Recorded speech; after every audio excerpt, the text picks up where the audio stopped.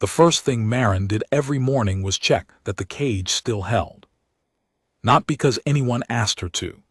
The automated systems ran diagnostics on the quarter hour, and the results fed directly to Colonel Vasic's terminal on the upper level.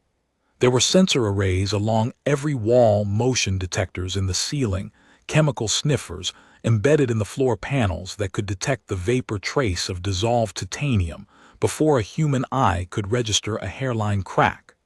The cage did not need Marin Solis to check it. The cage was the most expensively maintained structure on the station, and possibly on the planet. She checked it anyway. She came down the maintenance corridor at 5:30 every morning before the breakfast shift changed and before the day team arrived, and she stood at the observation window for exactly 4 minutes. She had a coffee in a dented aluminum thermos. She didn't drink it. She just held it, the way some people hold their keys, not because they need them right now, but because the weight is reassuring. She watched Vessel 9 breathe. That was what Marin called her, internally, in the part of her mind that didn't file reports. Vessel 9 was the official designation, Bioform Specimen 9. Before the renaming protocol, she had been Anomaly GS9, discovered in the wreckage of the Kolleth relay station 18 months ago, sole survivor of a detonated colony of 43 beings whose biology no one at Arcturus Station had ever catalogued. The rest of the science team used numbers and letters. Colonel Vasic used the word "it." Dr. Hosser used the asset. The military personnel used a handful of words Marin had stopped writing in her notes because they made her tired. Marin used 9. Sometimes, when no one could hear her, she used a name she hadn't told anyone. She hadn't told anyone because the name would be read as evidence of something: attachment, bias, compromised objectivity. And she was not prepared to have that conversation until she had the data to support what she believed, which was that attachment and objectivity were not, in this case, mutually exclusive. She had seen attachment produce better science than distance in 17 documented contact scenarios across 40 years of xenobiological literature. She had written a paper about it that had received 2 citations. She had come here to this station to prove it. The name was Kale. She had arrived at it through the chromatophore data, a specific pattern sequence that appeared to be self-referential, appearing when nothing external had changed, recurring with a regularity that suggested something like a name or a designation that 9 carried internally. Kale was Marin's phonetic rendering of the most consistent component of that pattern, expressed as sound rather than light. It was almost certainly wrong. She used it anyway, quietly in the early morning, because the alternative was to keep saying 9, and 9 was a number, and numbers were how you kept things at a distance. And Marin had decided she was done keeping this at a distance. 9 was large. That was the first thing, the unavoidable thing, the thing that made every visitor to the observation level go quiet for a moment before they recovered their professional composure and remembered they had opinions to share. She was 11 meters from the base of her rear limbs to the top of her dorsal ridge, which meant that even at rest, even curled as she was now in the north corner of the enclosure, she occupied roughly a quarter of the available space. Her skin, if skin was even the right word for it, was dark, a blue-black that shifted in certain lights to deep violet, and it had a texture that the dermal analysis team had described as granular composite with reactive chromatophore layering, which Marin had translated in her own notes as, "It moves, and it changes, and it is paying attention." That last part was important. The chromatophore activity wasn't random. The patterns that moved across 9's surface correlated to stimuli, to sound levels, to the number of bodies present in the observation area, to specific individuals. Marin had been tracking it for 11 months. She was the only person on station who had noticed. The enclosure was a marvel of human engineering. 3 tons of composite alloy per wall panel, pressure-sealed at every seam, with redundant lock mechanisms that required simultaneous authentication from 2 separate personnel. The ceiling mounted 4 suppression units, capable of flooding the enclosure with a neuromuscular inhibitor in under 6 seconds. There were 2 emergency collapse bolts that would drop the ceiling 2 meters if the containment was breached, designed to pin rather than crush, which had seemed like a humanitarian gesture when Marin had first read the spec sheet. Now she wasn't sure. The cage was built to keep humans safe. She stood at the window and Nine breathed, and the chromatophores along Nine's left shoulder did a thing they did sometimes in the early morning. A slow roll of lighter color, sea green moving through the blue-black like a wave, and Marin pressed her palm flat against the observation glass and said, quietly, "Morning." Nine did not look at her. Nine rarely looked directly at anything.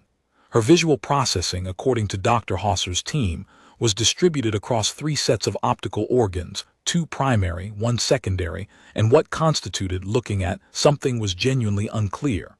But the sea green wave along her shoulder came again, and Marin wrote in the margin of her intake log, *0531. Bilateral chromatic response. Probable acknowledgement. She drank her coffee on the way back up the corridor. The thing about Arcturus Station was that it had been built for a different world, and everyone knew it, and no one said so. It had been built 22 years ago, in the early period after first contact, when the primary human concern was making sure the first contact did not become the last. The station sat at the edge of the northern exclusion zone, a strip of dead ice 300 kilometers wide, mapped out by the UN Boundary Commission after the Kolleth incident, and its original purpose had been monitoring. Listening posts, sensor arrays, a small rotating crew of scientists and military observers who were supposed to report and not engage. The exclusion zone itself was a relic of a moment of panic, though no one in any official document called it that. The official documents called it a precautionary perimeter established in response to anomalous energetic events associated with known Kolleth territorial markers. The energetic events had been real. 3 relay towers, 2 atmospheric probes, and 1 manned observation craft had been destroyed in a period of 11 days, and the images of the observation craft, tumbling, trailing, coming apart in segments that the recovery teams had never found, had run on every global broadcast channel for 72 hours, and the world had looked at those images and drawn conclusions that were not, Marin would argue, entirely unfair, but that were also not entirely complete. The Kolleth had destroyed the craft. That was true. The Kolleth had also, in the week prior, sent a series of transmissions that no one at the time had been able to decode, which had been widely assumed to be aggressive posturing, and which Marin's retrospective analysis, 14 years after the fact, for the paper that received 2 citations, suggested were something closer to warnings. Warnings in a language no one spoke, sent to a species that didn't know it was about to wander into something important, which was nobody's fault, and was also a tragedy in the specific way that preventable things are tragedies. The exclusion zone was established. The Kolleth retreated. Arcturus Station was built to watch the edge. Then they had found 9. After that, the station had changed. More personnel, more military, heavier walls. The science team had tripled, then contracted, then changed composition almost entirely as different factions within the coalition argued about what 9 was, what she represented, and what should be done with her. The original monitoring mandate had quietly become a containment mandate. The containment mandate had quietly become a study mandate. The study mandate had an appendix that no one on the science team was officially cleared to read, but everyone knew existed. Marin had been there for all of it. She had come to the station as a xenobiological consultant 18 months ago, 2 weeks after 9 was brought in. She had a background in non-terrestrial biochemistry and a publication record that was, as her department head had once put it, thorough to the point of aggression. She had taken the posting because it was the most interesting thing she had ever been offered, and because She had a specific theory about the Coloth colony that she had not been able to test from her university lab. The theory was this: the beings of the Coloth relay stations were not aggressive by nature. They were reactive. Everything in the partial biological record, gathered from 30 years of careful, distant observation, suggested a species that calibrated their behavior to the behavior around them. They matched intensity. They mirrored posture. They were, in a word that Marin used in her private notes and never in official reports, empathic. No one had believed her when she wrote that paper. It had not been formally rejected. It had been, more damningly, ignored. Now she had 11 months of chromatophore data that she believed was proving her right. The problem was that she couldn't tell anyone. The problem was that every time she tried to build a case for a different approach to Vessel 9, something that involved less suppression protocol and more sustained observation, more time in the enclosure rather than behind the glass, Colonel Vasek looked at her the way people looked at someone who was embarrassing themselves in public. And Dr. Hauser said the word security 11 times in 15 minutes, and the meeting adjourned with no action taken. The problem, in other words, was institutional. The enclosure had been built in a hurry. That was apparent to anyone who looked at the seam lines where the wall panels met, at the ceiling junctions where 3 different construction teams' work came together in ways that were structurally sound but aesthetically chaotic, at the suppression unit housings that had been added after the initial build, and bolted into position with a slightly different grade of alloy that caught the light differently. Marin had cataloged all of it in her second month, not because she expected to need it, but because she cataloged everything, because everything in a novel environment was potentially information. She had also cataloged 9, exhaustively and obsessively, in every way she could from her side of the glass. She had compiled a morphological database that was now 600 entries long. She had built a behavioral ethogram, a systematic record of every distinct action, posture, and movement pattern she had observed, cross-referenced with time, with ambient conditions, with the presence and identity of station personnel in the observation area. She had the chromatophore data, structured in a separate file, because it was generating so much material that it needed its own architecture. She had, in other words, been doing her job, the job she had been sent here to do. The problem was that the people who had sent her here didn't particularly want the results. What they wanted, what the coalition wanted, what the Alliance Science Division wanted, what Vasek and Hauser and the 70-page oversight charter all wanted, was confirmation. Confirmation that the containment was working. Confirmation that Vessel 9 was stable and passive and not developing novel threat capabilities. Confirmation that the decision to cage her rather than study her in any meaningful interactive sense was the right decision, and that the right decision was also the safe decision, and that the safe decision was also the scientific decision.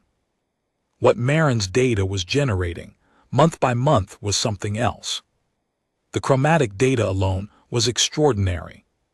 She had 1,700 separate recorded instances of chromatophore activation patterns, and she had begun to classify them into a preliminary taxonomy, not a language. She was careful not to use that word in any official context because it would trigger a cascade of review procedures that would tie her work up for 6 months, but a communication system of some kind. Something with grammar, something with tense, or at least with temporal markers. Something that was directed, that changed based on the audience, that was responsive and adaptive, and the word she kept not writing in reports, expressive. The problem was that the people who had sent her here didn't particularly want the results. She started feeding 9 in the 4th month. It was not authorized. That needed to be said plainly. It was not authorized, and if Marin was being accurate about it, it was specifically contraindicated by the current containment protocol, which specified that all nutrient delivery to Vessel 9 was to be conducted via the automated system. Sealed packets of the approved biochemical substrate pushed through the east wall feeder at 800, 1,400 and 2,000. The automated system worked. Vessel 9 ate. The problem was that 9 didn't eat much, and she ate less every week, and her chromatic activity was declining, and Marin had read enough about reactive species in isolation to recognize what she was watching. She raised it with Hauser, she raised it with Vasek. She filed 3 formal reports in 2 weeks, each one longer and more carefully documented than the last. Vasek told her the decline was within acceptable parameters. Hauser told her the decline was probably a seasonal metabolic shift and that she was anthropomorphizing. "I'm not anthropomorphizing," Marin said carefully. "I'm applying comparative xenobiological frameworks. The pattern matches isolatory decline in 17 cataloged species across 4 different contact scenarios." "The pattern," Hauser said, "is not our primary concern." She went back to her quarters and sat on her bunk and thought about it for a long time. She thought about the 17 species. She thought about what had happened to most of them by the time the pattern was taken seriously. She thought about a paper she had written 6 years ago that no one had read, and about how being right in hindsight was not actually the same as being useful. Then she went to the kitchen and made a protein mix. The first time, she pushed it through the maintenance access port in the south corridor, the one that was technically part of the ventilation inspection system and was not therefore monitored by the automated nutrient tracking logs. She had identified it in her second month. She had noted it and said nothing. She was good at saying nothing. The protein mix was not the approved biochemical substrate. It was a rough approximation she had assembled from what the canteen stocks had to offer, cross-referencing with the partial elemental analysis from Hauser's team. It was, she fully acknowledged, a very rough approximation. 9 approached it within 90 seconds. Marin watched through the maintenance slit, barely 4 centimeters of visibility, but she was pressed close. She watched 9 move, that slow, deliberate, immense movement, the way a hillside might shift if the earth beneath it was breathing. She watched 9 lower her primary visual cluster to the container. She watched the chromatophores go, first dark, a deepening of the blue-black. Then a specific pattern she hadn't seen before, a starburst from the point between 9's 2 primary optical organs, radiating outward in pulses of pale gold. 9 ate everything. Then she sat still for several minutes with the pale gold pattern still active. Marin pressed her palm against the south wall. She did it again the next morning, and the morning after that, and it became a thing. Private First Class Tomas Reyes found out in the 7th month. He found out because he was on early corridor maintenance and he came around the south junction at 6:10, and Marin was crouched by the access port with a container of protein mix in her hands, and they both froze and looked at each other, and the container was very clearly in her hands. She expected reporting. She expected a write-up, a flag on her file, a conversation with Vasek that she had been mentally rehearsing for months. Reyes was young and serious, and came from a military family, which she knew because she had read every personnel file when she first arrived and remembered most of them. What Reyes did was stand there for a long moment, looking at the container, and then at the access port, and then at the wall beyond, which was the enclosure. "That for 9, he said. Marin stared at him. "I'm not, the designation is Vessel 9, or bioform specimen." "Yeah," Reyes said, "that for 9. A pause, yes. He nodded slowly. Then he stepped past her, crouched down, and held open the access port while she pushed the container through. They sat together on the corridor floor and listened. After 30 seconds, the sound of the container being opened. After another minute, the specific silence that Marin had come to recognize as 9 eating. Not the absence of sound exactly, but sound organized differently, concentrated, private. "How long?" Reyes asked. 4 months. He nodded again, like this confirmed something. "She's sick," Marin said. It was the first time she'd said it out loud to anyone. The word felt different spoken. The isolation, the substrate, it's not she's declining and they know and they've decided that's acceptable. Reyes was quiet for a moment. Hosser said last week she was stable. Hosser's working from the wrong metrics. He's watching her physical dimensions. I'm watching her activity patterns. There's a difference between a body surviving and a creature living. She heard herself say it and thought, there it is. The thing she hadn't been able to put in a report because it sounded like sentiment rather than science. Reyes didn't say anything to that. He was looking at the wall. Is she, he started, stopped, tried again. Is she dangerous, actually dangerous, not the protocol answer. Is she actually dangerous? Marin thought about this carefully.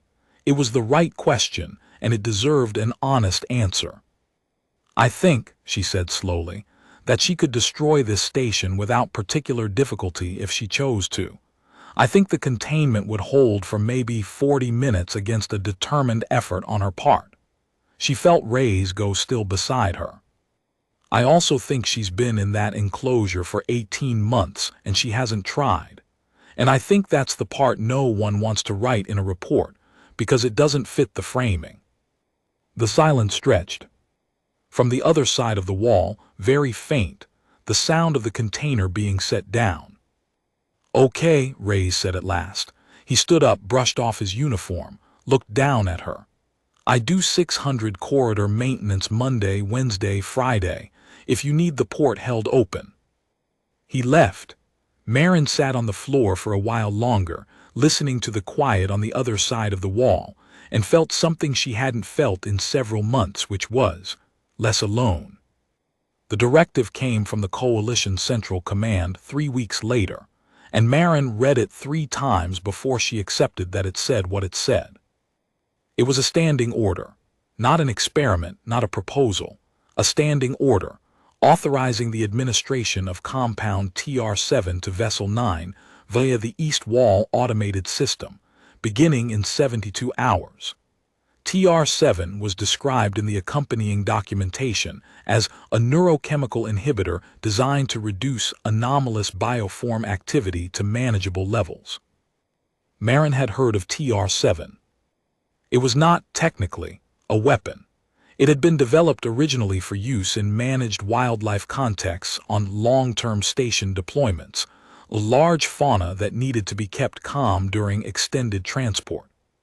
The dosage specified in the directive was approximately 3 times the highest dose ever administered to a non-human organism of comparable mass in any documented study. She went to Hosser. She kept her voice steady and her language clinical, and she explained, with documentation, what TR-7 at that dosage would do to a biochemistry like 9's. Hosser looked at the directive and then at her. This comes from Central Command. I understand that. My authority, your authority, doesn't extend to. I'm not asking you to countermand it. I'm asking you to file a formal medical objection and request a review period. She put the documentation on his desk. 48 hours, that's all I'm asking for. 48 hours to submit a counterproposal with alternative protocols. Hosser looked at the documentation. He looked at the directive. He picked up the directive and put it in his desk drawer. Dr. Solis, he said, you are a very good xenobiologist. I want you to understand that. You are also, in this context, a very junior consultant, and your clearance does not extend to this level of decision-making. He folded his hands. The compound will be administered on schedule. I'd recommend you focus your energy on post-administration monitoring. That's where your skills will be most useful. She walked back to her quarters. She sat on her bunk. She thought about reactive species. She thought about the 17 documented cases. She thought about the pale gold starburst pattern between 9's optical organs, the one she had only ever seen in the morning, after the protein mix, which she had tentatively labeled in her notes as asterisk satisfaction, while fully acknowledging that this was exactly the kind of anthropomorphizing that Hosser had warned her about. except that the words still felt right. She thought about what TR7 at 3 times therapeutic dose would do, slowly, over weeks, to a creature that was already declining. Then she opened her private research drive and started working. She had 48 hours. The counteragent wasn't something she could build from scratch. She didn't have the equipment, the materials, or the time. What she had was the station's pharmaceutical stock, her own biochemistry background, and a very specific understanding of TR7's mechanism of action, which inhibited neural transmission by binding to a particular receptor site. The question was whether 9's analogous receptor sites, extrapolating from the partial biochemical data she'd been building for 11 months, would respond to a standard neuromodulator precursor, compound in a way that would competitively outbind the inhibitor before it reached full uptake. It was, she acknowledged, a significant extrapolation. It was built on partial data, reasonable inference, and the accumulated pattern of 11 months of unauthorized observation. She also thought it would work. She worked through the night. She worked through the next day, taking meals at her terminal, sleeping 2 hours in her chair. She ran the models 3 times and got results consistent enough to make her feel something adjacent to confident. She printed the protocol. She put it in her jacket pocket. Then she went to find Ray's. She found him in the equipment bay doing something methodical with a maintenance checklist, and she handed him a folded piece of paper without looking at him, and she said, "If anything happens to me, that goes to the Alliance Xenobiology Review Board. The contact information is on the back." Ray's unfolded the paper, looked at it, folded it back up. "What's happening in 72 hours?" he said. She told him. She told him briefly and clinically, the way she would tell it in a report, except that she was looking at his face while she did it, and she watched something happen there, something shift, some calculation being done. When she finished, he said, "What are you going to do?" "I'm going to get into the pharmaceutical storage and modify the compound before it's loaded into the automated system. The modification will make it inert." She paused. "That's a serious violation of about 11 regulations." "Yeah," he said. "I might lose my position. I'll definitely lose my clearance." She considered. "I might be prosecuted." "Yeah," he said again. A pause. "The pharmaceutical storage is on E-level," he said, "which has the older security system, a single token authentication. I have a maintenance override for the HVAC units down there." He folded the piece of paper smaller. "I'm down there most Tuesday mornings." "It's Tuesday morning," Marin said. "I know," Ray said. They got it done in 40 minutes. The modification was clean. She had done the chemistry in her head, verified it on paper, and what remained was mostly precision work in a room she was not supposed to be in, while a young soldier stood watch at the corridor junction, and Marin's hands did not shake because she would not let them. The compound, when administered through the East Wall automated system 27 hours later, was perfectly colorless, perfectly odorless, and did absolutely nothing. Marin was at her terminal when it happened, logged as working, watching the data feeds. 9's readings did not change. No neurochemical disruption. No inhibitor uptake curve. Hosser's team logged the administration as successful and moved on to the post-administration monitoring phase, and Marin watched the monitoring feeds and watched 9, and the chromatophores did their slow morning wave, and nothing changed. She breathed for what felt like the first time in 48 hours. The days after the compound administration were the longest of Marin's time at the station. She did not tell anyone what she had done. She went to her terminal each morning and opened her monitoring feeds and looked at 9's data with a specific kind of attention that is indistinguishable from normal attentiveness and is, in fact, terror held very still. She watched the neurochemical readouts. She watched the chromatic data.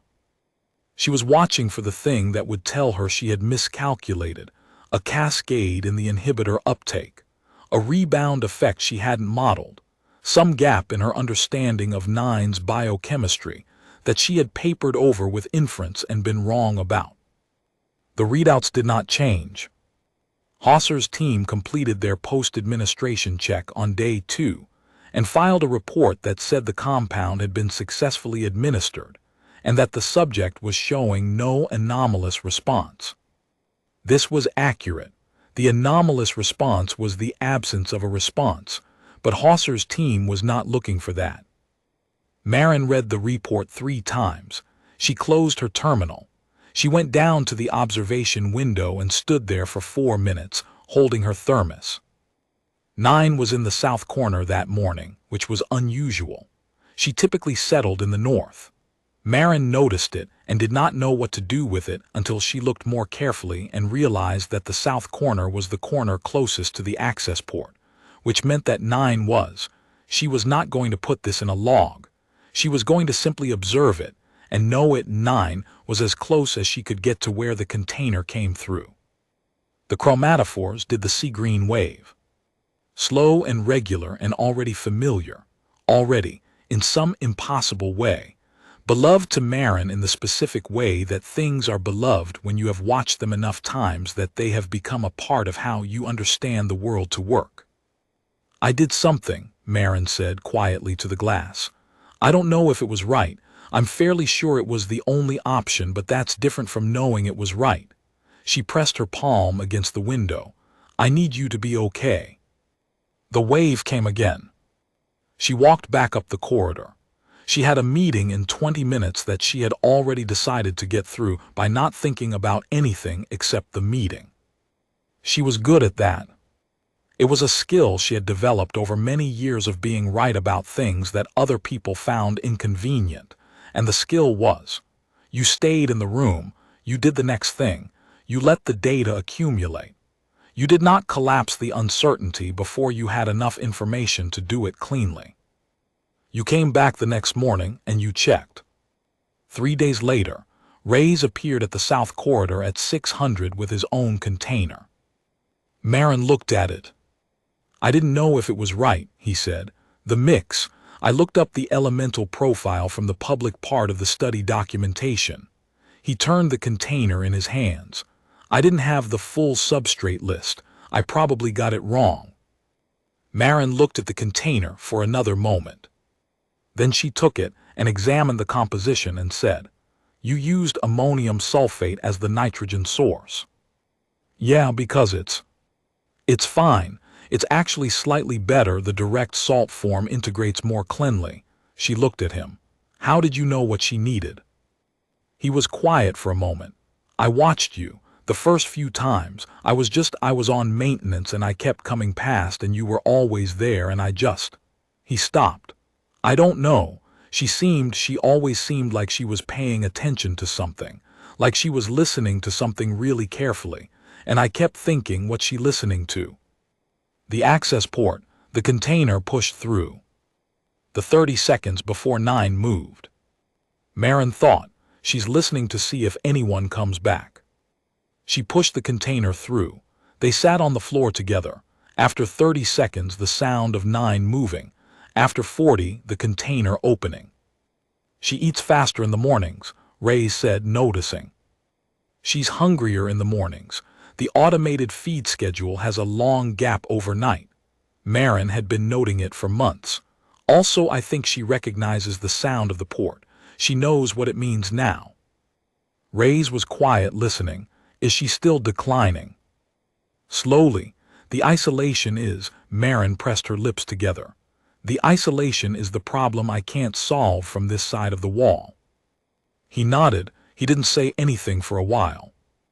Have you ever been inside? He asked. The enclosure. No. The protocol doesn't allow for personnel entry without a full suppression team, and Vasek won't approve a suppression team for what he calls non-essential interaction. What would essential interaction look like? Marin thought about this.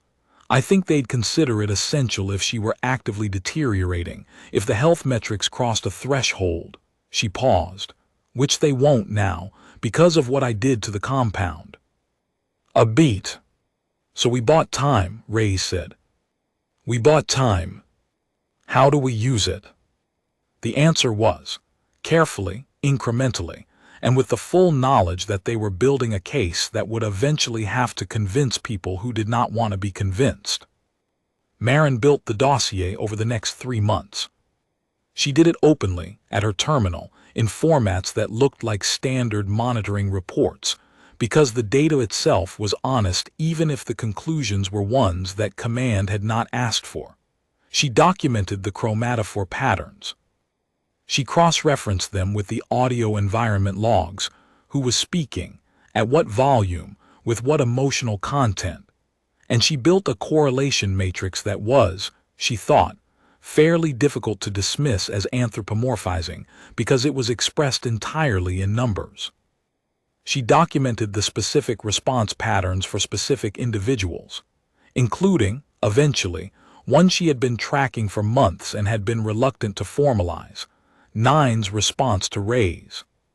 It was different from the morning response. The morning response, when Marin came alone, was the sea green wave, slow, regular, something Marin had come to think of as greeting. When Ray's was in the corridor, even before she heard the access port, before the container came through, the pattern shifted. Deeper blue tones, a specific ripple along the dorsal ridge. Something in the timing, the pacing, that Marin struggled to classify, until she found the closest analog in her xenobiological literature. Orientation towards a sound source experienced as non-threatening. She showed Ray's the data without telling him what it meant. He looked at it for a long time. Is that her response to me specifically? To your footsteps, to your voice, yes. He was quiet. Does that bother you? Marin asked. No, he said after a moment. He said it like he'd checked carefully before answering. No, he looked at the readout. I thought she was trying to figure out where the food was coming from.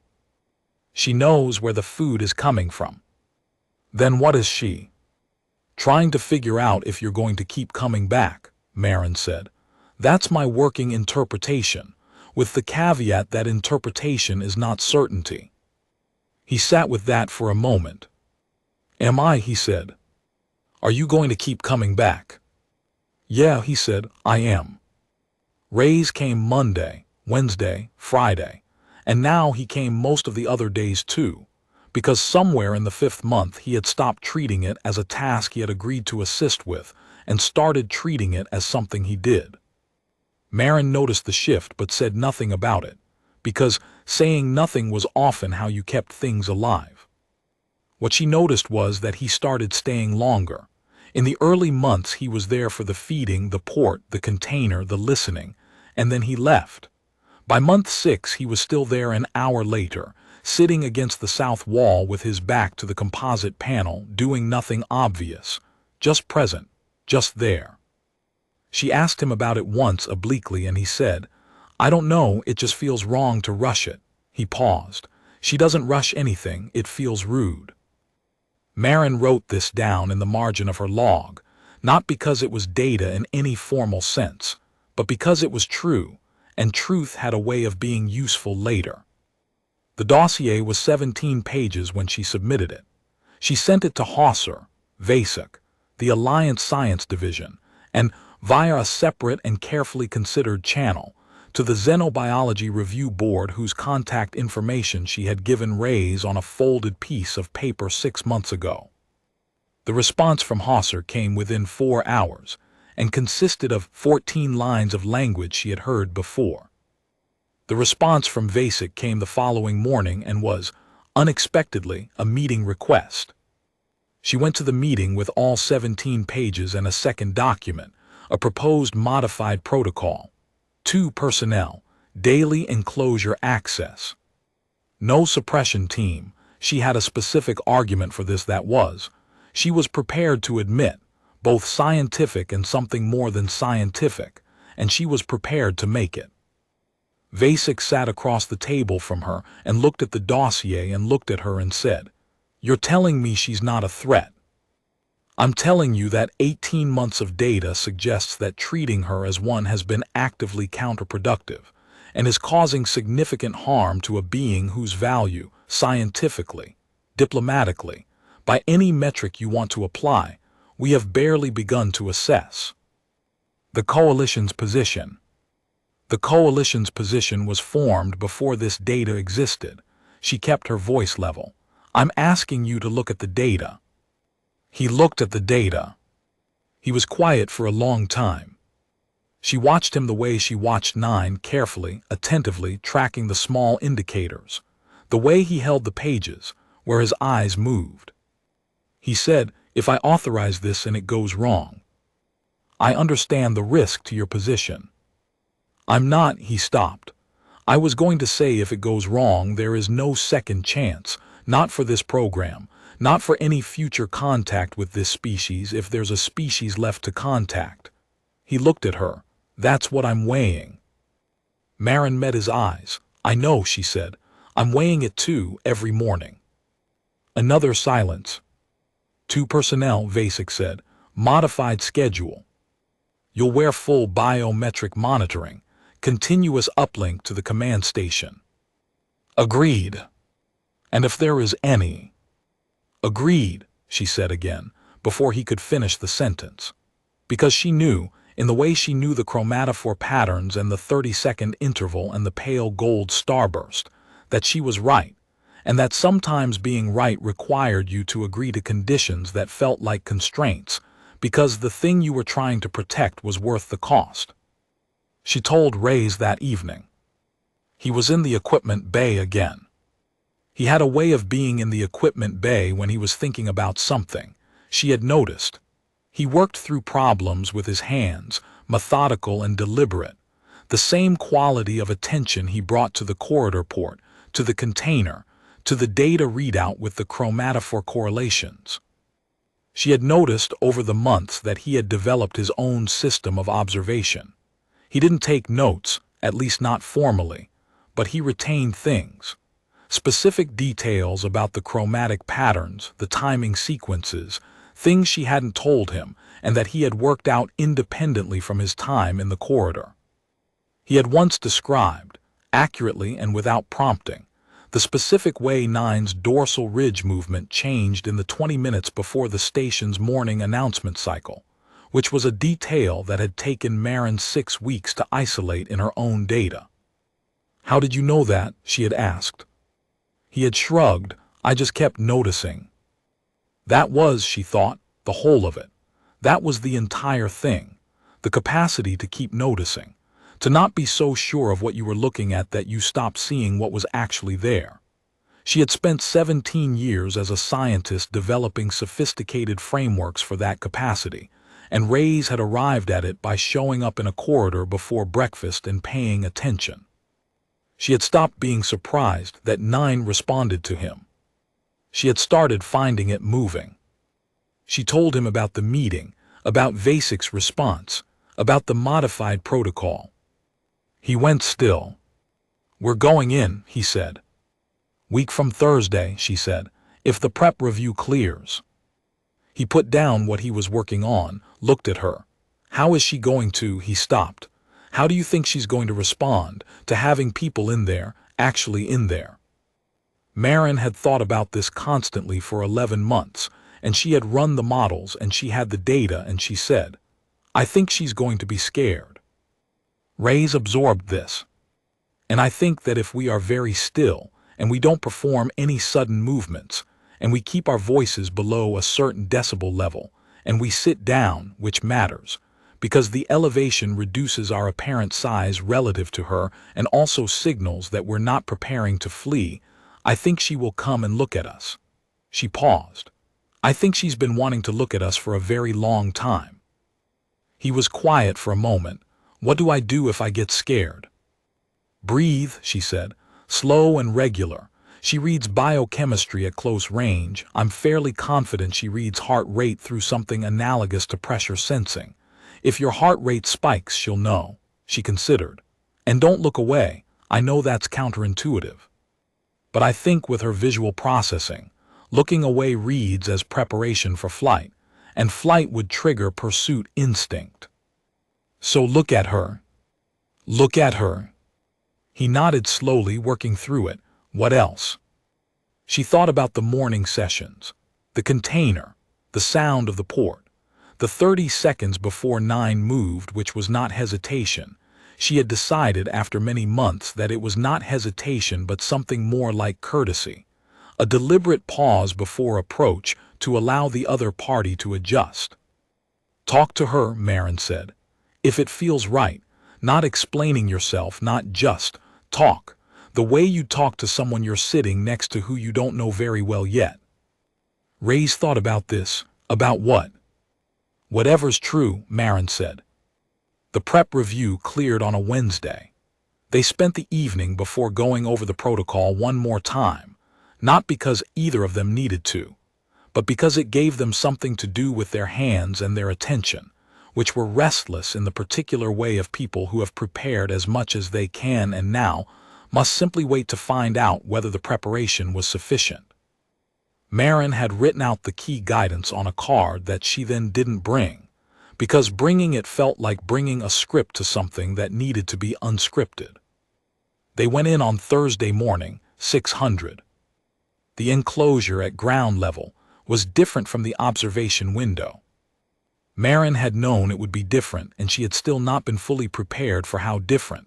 The scale of it, the air quality, a specific low resonance in the walls that you could feel in your chest but not quite hear.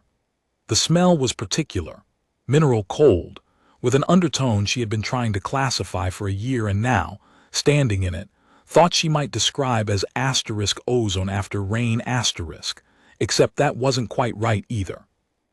9 was in the north corner. She had not moved when they entered. They sat down on the floor, as planned, near the south wall, backs against the composite panels. Marin could feel the biometric sensor pack against her ribs, transmitting upward to Vasic's terminal, constant and unblinking. 9 breathed. Marin kept her own breathing slow. Beside her, she could feel Ray's doing the same, that deliberate, measured quality, like someone walking carefully on ice. 2 minutes passed, 3, 5. At 7 minutes, 9 turned her head. Not her whole body, just the primary optical cluster, swiveling with a smoothness that Marin had seen through the observation glass, but that was, at this range, almost architectural in its precision. 2 primary organs forward-facing now, looking at them. The chromatophores began. Marin had expected the sea-green wave. She had expected the standard greeting pattern, extrapolating from the morning sessions. What happened instead was something she had never seen before. The dark blue-black began to shift, not in waves or patterns, but in a full-surface change, the whole expanse of 9's visible integument moving simultaneously, deepening first to something almost black, then slowly, strangely beginning to light. Pale, paler. The palest she had ever seen, not the gold of the satisfaction starburst, but something more diffuse, more total, like a sky before dawn. Like something opening. Marin did not move. She breathed. Beside her, Ray's was very still. 9 moved. The movement across the enclosure took most of a minute. That slow, immense, deliberate displacement of air and space that Marin had watched through glass for a year, and that was, at this range, something she had no word for except presence. The floor vibrated faintly underfoot. The air moved. 9 moved through it like something that understood its own size and had decided to be careful with it anyway. She stopped 3 meters away. At this distance, Marin could see things she had never been able to see from the observation window. The micro-textures in the integument. The specific way the chromatophore change happened at the cellular level. Not a uniform shift, but a cascade. Thousands of individual points changing in sequence. The secondary optical organ, lower and lateral, moving with a kind of attention that was not, she was certain now, she had never been more certain of anything, was not the attention of something considering a threat. It was curiosity. It was undeniably curiosity, the kind that had a patience behind it. 9 lowered her primary cluster until it was level with them where they sat on the floor. A slow movement, careful, bringing herself down to their scale. Marin felt the proximity of it like a weather change, barometric, total. Rays made a sound. It was not a word. It was the sound a person makes sometimes when they are startled by beauty, or by scale, or by something they had expected intellectually and not been ready for emotionally. A quiet exhale, something between a word and nothing. The chromatophores on Nine's face, the area around and between the primary optical organs, went gold, not the morning starburst, something more even, more settled, something that spread. 9 made a sound. It was low. Sub-bass felt more than heard, something that moved in Marin's sternum and behind her teeth. It lasted about 4 seconds. It had a shape to it, a beginning, a sustained middle, an end that was not random, was not mechanical, was structured in a way that every animal language researcher would have circled in red and written intentional vocalization beside. Marin very carefully breathed out. Rays very quietly said, "Hi." The report she filed that afternoon was 62 pages. She sent it to Hauser and Vasek and the Science Division and the Review Board, and for reasons she thought about carefully before acting on, to the Diplomatic Liaison Office whose existence was technically classified, and whose contact information she had not been given but had located through careful inference from publicly available documentation. Because sometimes you sent a message to the room you knew existed, even if you weren't sure anyone was listening. The headline of the report, not framed as a headline, framed as a carefully evidenced scientific finding, was this: Vessel 9 was not an anomaly. She was a survivor, and survivors of catastrophic loss in every species and contact scenario Marin had ever studied responded to one thing above all others. The thing was not containment. The thing was not management. The thing was being returned to, morning after morning, with something in your hands. The formal change to 9's status designation took another 6 months. The suppression units were decommissioned at month 7. Vasek had them removed during a maintenance window and never mentioned them again in any meeting. The nutritional protocol was overhauled at month 8. By month 9, the east wall automated feeder had been taken out entirely, and Dr. Hauser had, in a development that surprised Marin more than anything else in 18 months on station, begun coming to the morning sessions. He brought a thermos. He sat on the floor. He said very little, which was, Marin thought, the right instinct. 9 learned his footsteps at around the 4-week mark. The chromatic response when he arrived, a ripple along the dorsal ridge, deeper blue, the same pattern she had developed for rays. Marin noted it in her log and said nothing about it to Hauser. She thought he would prefer to figure it out himself, and she thought he would, and she thought that this was, in the end, what had always been true. That most people, given enough time in the room with something extraordinary, found their way toward it. Not all people, she knew that. The coalition's formal response to her report had been measured and cautious and had not, in the end, changed the standing orders. There were people in that system who would never come down to the floor and sit on it, who would always manage from the window, always set the parameters and measure the metrics, and never ask what the metrics were missing. But there was Hauser with a thermos. There was Rays on Monday, Wednesday, Friday, and now most of the days in between, who had started bringing a book because 9 seemed to like the sound of turning pages, which was a thing that had taken Marin completely by surprise when she first noticed it, and which made something complicated happen in her chest every time she thought about it.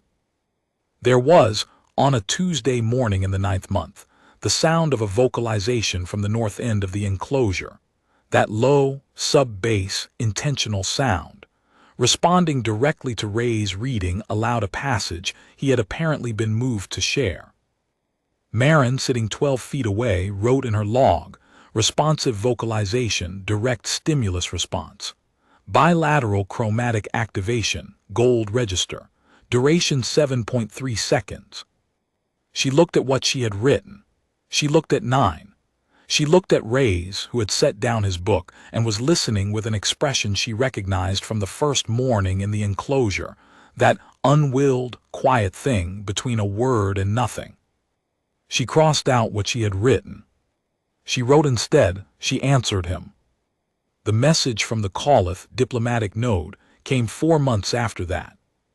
It came through the relay system, and it was long, and it was in a language that required the better part of 2 weeks and 3 different translation teams to render into anything resembling coherent meaning. The process was imperfect. Marin would be the first to admit it, and the translation teams would be the second and third and fourth. But what emerged from it, provisionally, cautiously, with appropriate caveats about linguistic limitations and cultural inference, was something like this. They knew she was there. They had known for some time. They had been watching, in the careful, patient way of a species that calibrated its behavior to the behavior around them. And they had seen something in the data from Arcturus Station that had made them willing to try. What they had seen was what Marin had been doing every morning at 5:30. Not the reports, not the dossier, not the modified compound or the redirected directives or the 62-page formal findings. The thing they had seen was a woman coming down a corridor before the day shift changed, carrying a dented aluminum thermos she didn't drink from, pressing her palm against a window, saying *morning to someone who couldn't say it back. And coming back, and coming back, and coming back. The message, rendered into human language, said something like, "We were uncertain whether the quality of constancy existed in your kind. We have revised our assessment." And then, after a pause in the transmission that the translation teams had marked as potentially meaningful, and which Marin thought was definitely meaningful, "Please tell the one with the book that she listened to all of it." Reyes read the transmission in the south corridor, sitting on the floor back against the wall, at 6:05 on a Thursday morning. He read it twice.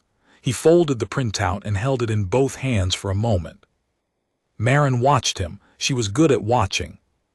She had been watching things carefully for most of her professional life and some of her personal life before that, and she had learned that the most important data was often not in what people did, but in the pause before they did it. The recalibration. The moment when new information encountered what a person had already decided about the world, and one of them had to change. Reyes sat with the folded printout in his hands and was very still. Outside, the station ran its 600 routines, corridor lights shifting from the blue-tone night cycle to the warmer day frequency, the environmental systems cycling to their morning settings, the distant sound of the kitchen starting up 2 levels above them. She watched his face. She watched him arrive somewhere. Then he stood up, went to the access port and held it open. He pushed through the container. He closed the port. He sat back down on the floor. From inside, 30 seconds of silence. Then the sound of 9 moving toward the south wall. Then the port opening from the inside.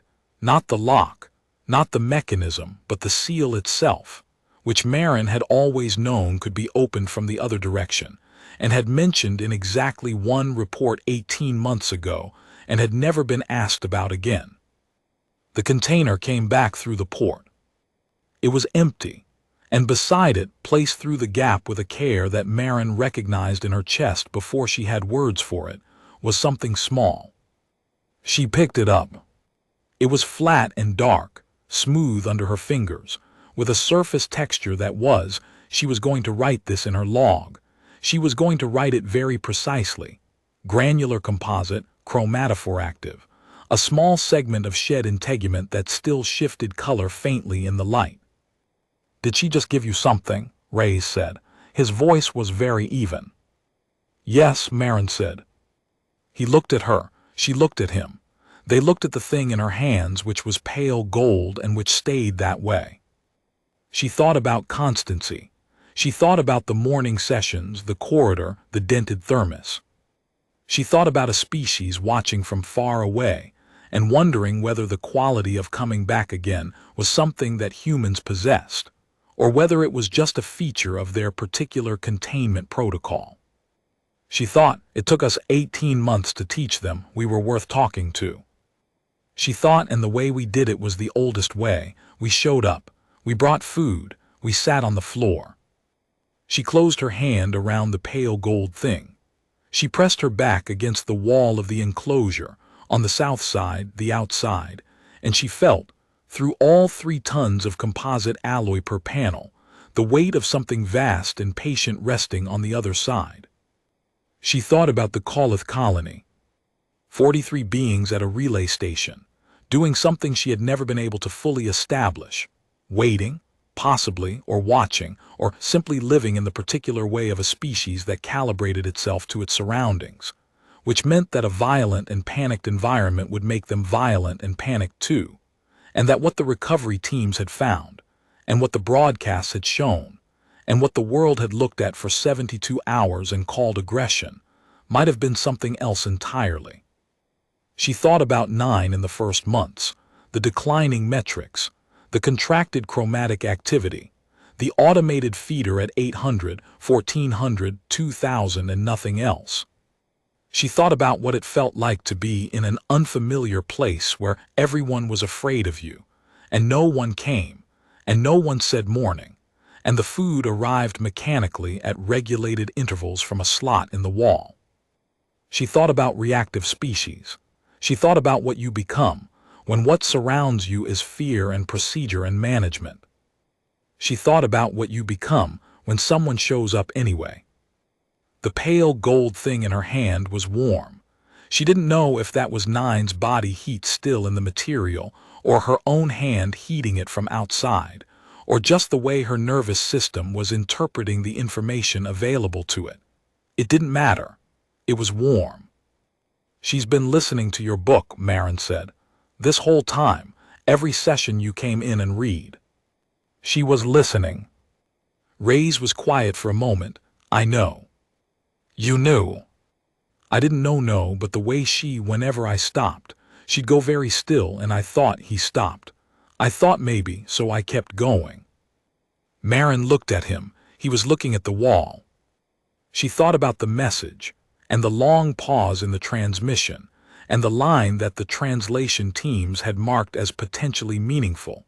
"Please tell the one with the book that she listened to all of it." She thought about what it had taken to send that message. What it had taken for a species that had watched its colony destroyed, that had watched humans cage one of their own for 18 months and administer inhibitor compounds, and discuss her in meetings where no one sat on the floor. What it had taken for them to decide, despite all of that evidence, that something in the data was worth the risk of trying. A woman coming down a corridor at 5:30, carrying a dented thermos, pressing her palm against the glass. A young soldier on his knees at an access port, holding it open. A book read aloud to someone on the other side of a wall, on the reasonable guess that maybe she was listening. "We were uncertain whether the quality of constancy existed in your kind. We should file a response," Marin said, "to the transmission." "What do we say?" She thought about it. She thought about all the things she had written over 18 months, the reports, the dossiers, the formal findings, the carefully evidenced scientific conclusions. She thought about all the things that had not moved anyone until the moment they had simply been visible through the right kind of observation. "We say we'll be here tomorrow," she said, "and the day after that." Ray's looked at her. "That's it." "That's the whole argument," Marin said. "That's always been the whole argument."